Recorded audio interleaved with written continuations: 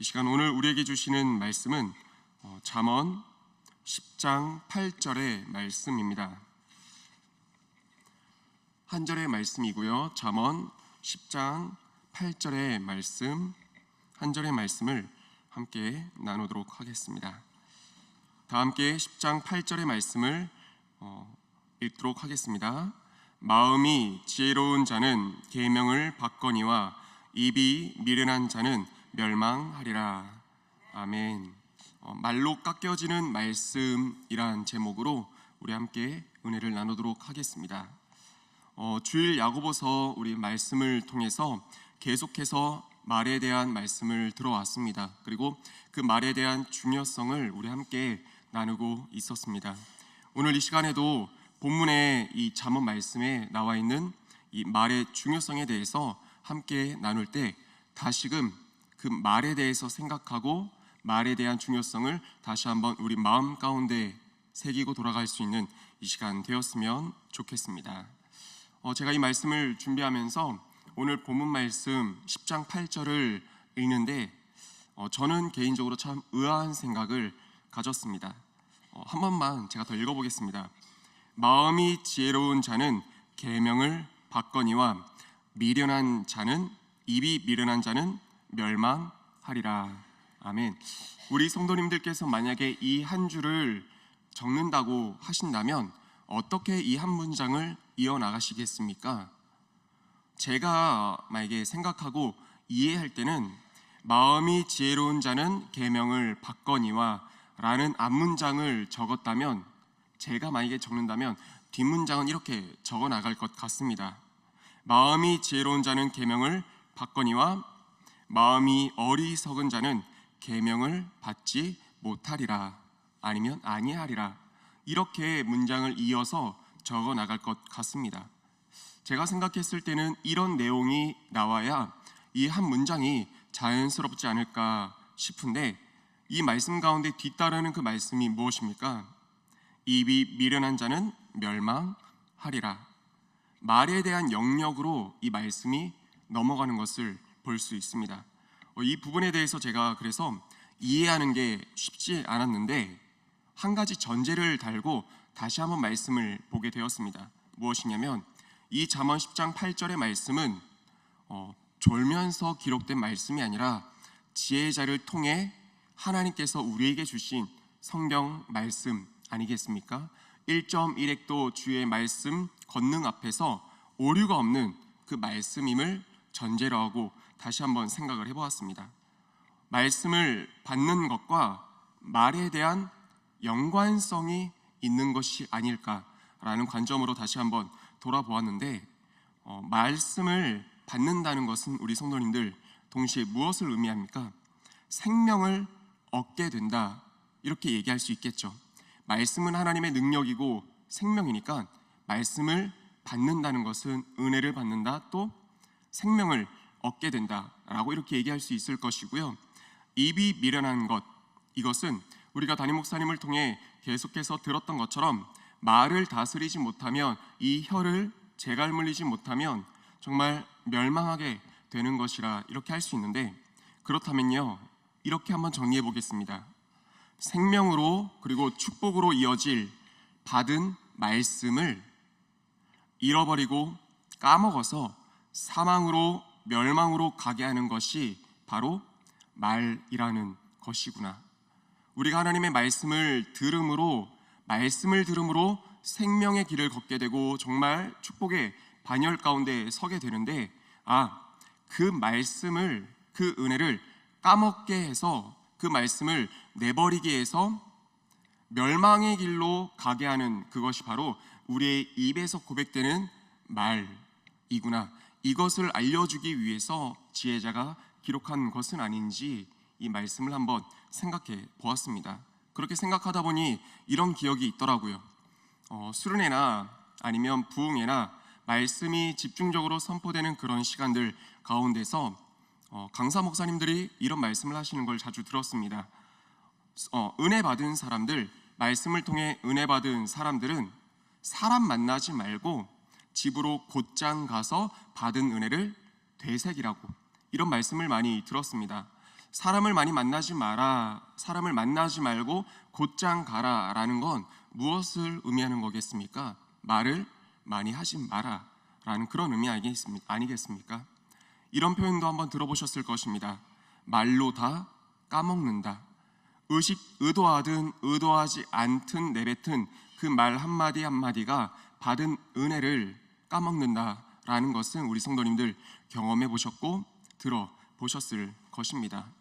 이 말에 대해서 계속 생각하고 묵상을 하는데 말이 참 오묘하다는 것을 느끼고 생각하게 되었습니다.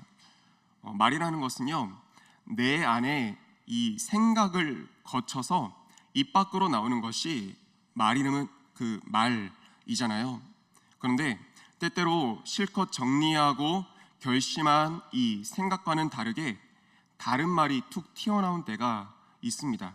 분명히 내 생각은 이 속으로는 다른 말을 정리하고 생각을 했는데 이렇게 말해야지 정리를 했는데 막상 입 밖으로 툭 튀어나오는 말은 전혀 다른 말일 때 아마 우리 성도님들 경험해 보셨을 것입니다. 근데 이런 순간이 어쩌다 그런 것이 아니라 너무나 자주 일어나는 일이더라고요. 생각과는 다른 말이 튀어나오는 걸 이렇게 표현하기도 합니다. 무의식적으로 말한 것이라고요.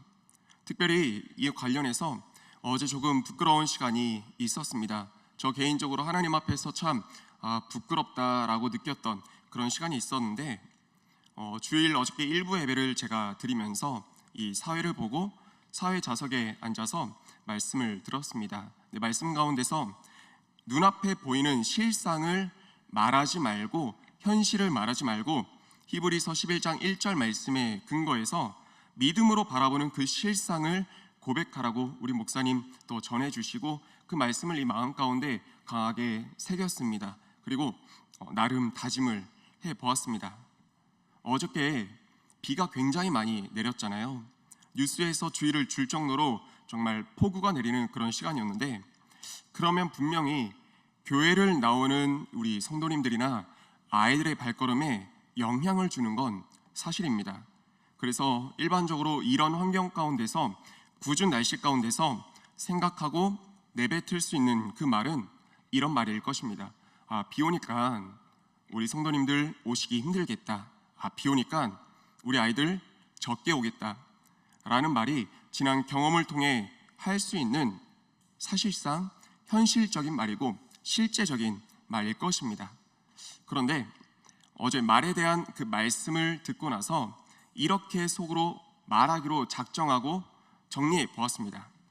비가 이토록 많이 오니까 오히려 외부 일정과 외출 일정들이 다 취소가 돼서 오히려 예배의 자리 가운데 더 달려 나오겠구나 라고 이렇게 믿음으로 선포하기로 말씀을 들으면서 생각하고 정리했고 또 제가 섬기고 있는 중등부 선생님들 카톡방에 그렇게 정리해서 올렸습니다.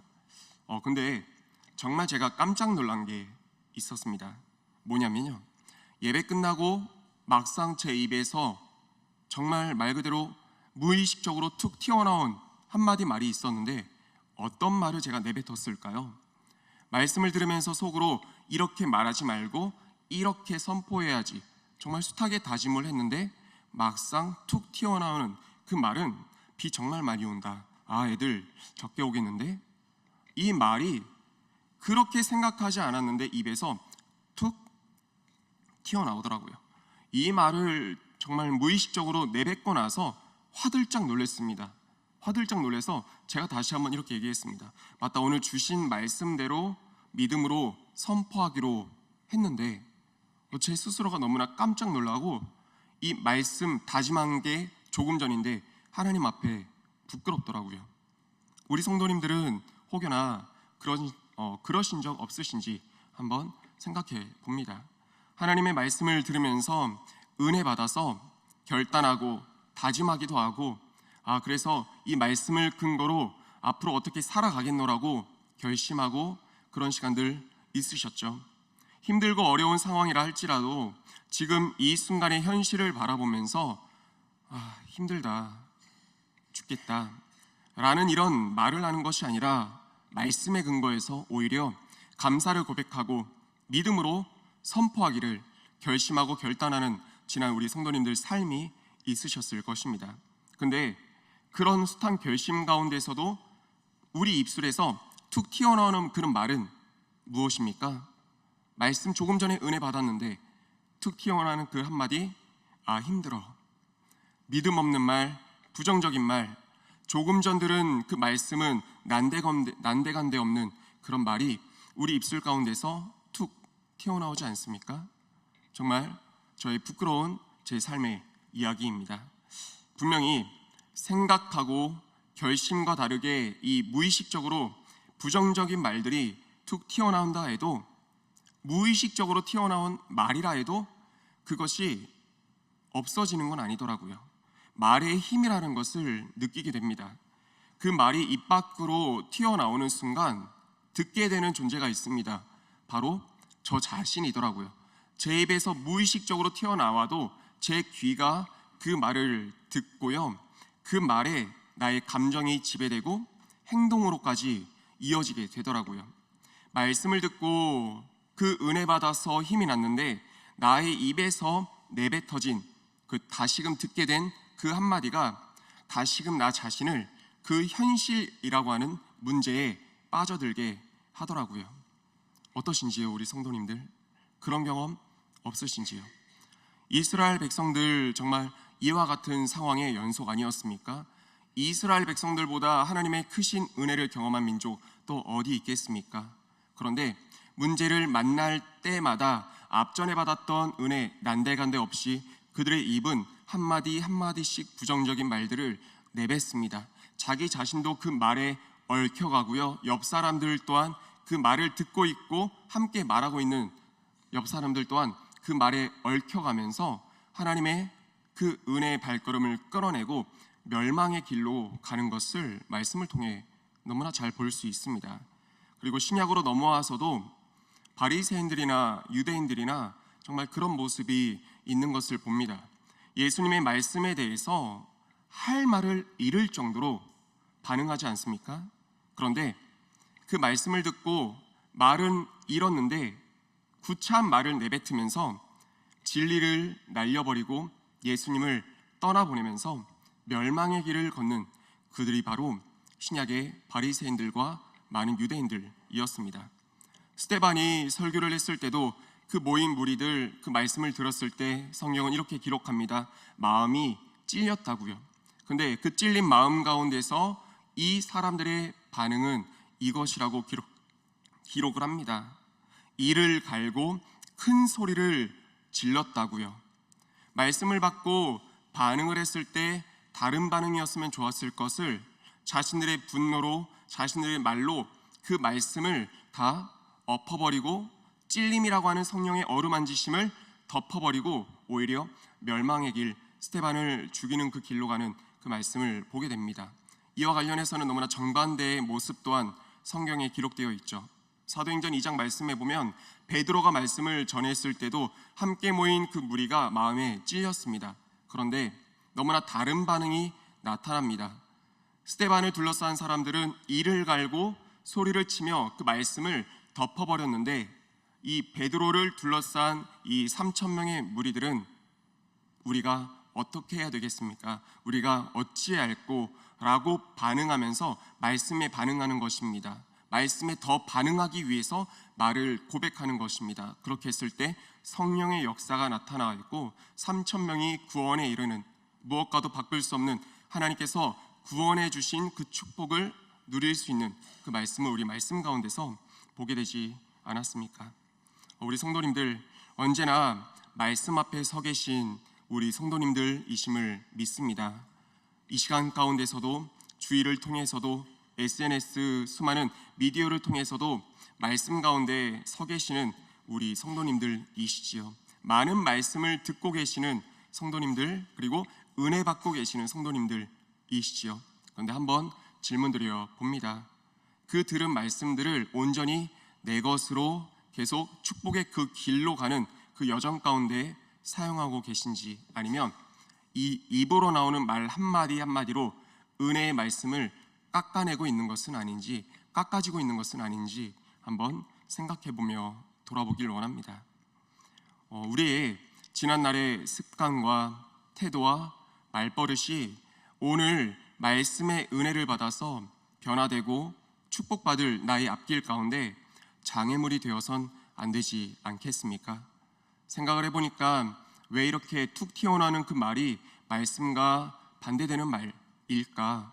지난 시간 가운데 나의 언어의 습관이 그러했더라고요. 저의 언어의 습관이, 우리의 지난날의 언어의 습관이 오늘 무의식적으로 툭 튀어나오면서 그것을 다시금 듣게 함으로써 오늘 들은 말씀으로 나는 이제 축복의 길에 서게 될 수 있는데, 그 오늘 받을 축복의 은혜를 지난날의 나의 습관이, 언어 습관이 깎아내고 있는 것이더라고요. 성도님들, 이것을 기억했을 때 우리가 너무나 기도해야 될 것입니다. 하나님, 내 입술에, 내 혀에 파수꾼을 세워주심으로 무의식적으로라도 부정적인 말들과 현실에 안주한 그런 말들을 내뱉지 않게 해달라고, 받은 은혜, 받은 말씀을 온전하게 이 삶 가운데 누리기 위하여 그 말씀 깎아내지 않을 믿음을 선포하고 소망하며 살아갈 수 있는 우리의 입술의 사람들이 될 수 있게 해달라고, 그렇게 기도할 우리가 되어야 할 것입니다. 말에 대해서는 아무리 강조해도 지나침이 없을 것입니다. 지난 시간까지 들어왔고요, 오늘 이 순간에도 듣고 있고 앞으로도 듣게 될 하나님 말씀에 근거한 그 말에 대한 말씀 들으실 때마다, 그때마다 다시 한번 나의 언어 습관을 점검하고 나의 말이 하나님을 기쁘시게 하는 말인지, 하나님의 말씀을 더 확장시켜가는 말인지, 아니면 나의 인생을 정말 깎아내지르고 있는 그런 말인지 점검하면서 정말 소망과 믿음과 축복의 말을 하며 살아갈 수 있는 우리 모든 성도님들 다 되시기를 소망하며 축복합니다. 함께 기도하겠습니다. 이 시간 함께 기도할 때 오늘 말씀 들은 말씀 기억하며 기도하겠습니다. 하나님, 지난 시간 속에서 습관적으로 내뱉었던 나의 부정적인 언어 습관들이 있습니까? 그 지난날의 습관들이 오늘 내 삶 가운데 영향을 주고 있는 것은 아닌지요? 하나님, 회개하오니 이제 다시금 입술에 파수꾼을 세워주심으로 믿음의 말과 소망의 말을 선포하게 하여 주옵소서. 그래서 주신 모든 말씀마다, 은혜마다 나의 말이 그 은혜를 깎아내는 것이 아니라 도리어 믿음으로 선포하며 확장시켜 나갈 수 있는 우리의 말과 그런 말의 습관을 지닌 우리의 삶이 될 수 있게 해달라고, 오늘 말씀 기억하며 주여 한번 외치고 통성으로 기도하겠습니다.